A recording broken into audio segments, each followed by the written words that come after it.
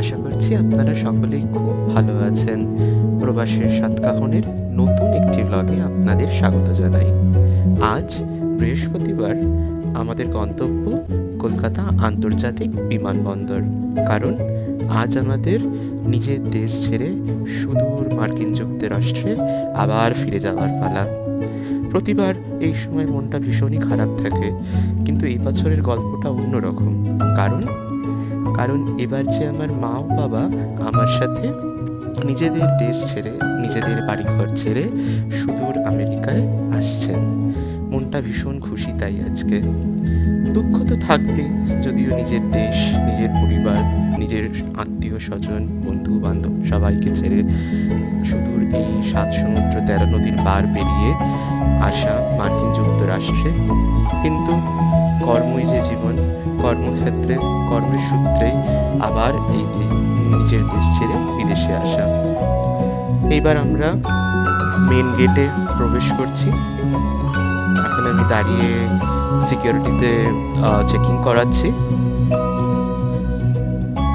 শেষবারের মতন নিজের শহরটাকে আর একবার দেখে নেওয়া।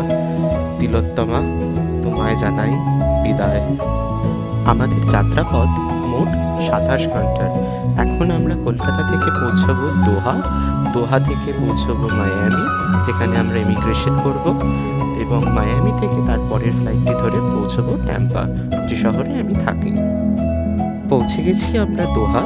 এইবার আমাদের সব থেকে বড় জার্নি 16 ঘন্টার। দেখা হবে খুব শিগগিরই মায়ামিতে পৌঁছে।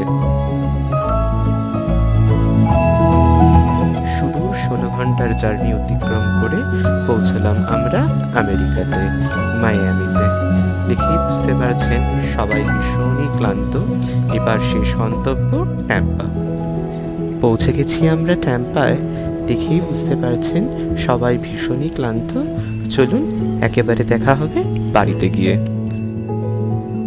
এই সুন্দর মুহূর্তটাকে একটু ক্যামেরাবন্দি করে রাখলাম। এবার ধীরে সুস্থে বাড়ি পৌঁছাই। আজকের ভিডিওটা এখানেই শেষ করলাম।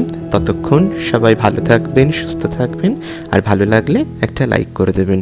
দেখা হচ্ছে খুব শিগগিরই পরের একটি ব্লগে।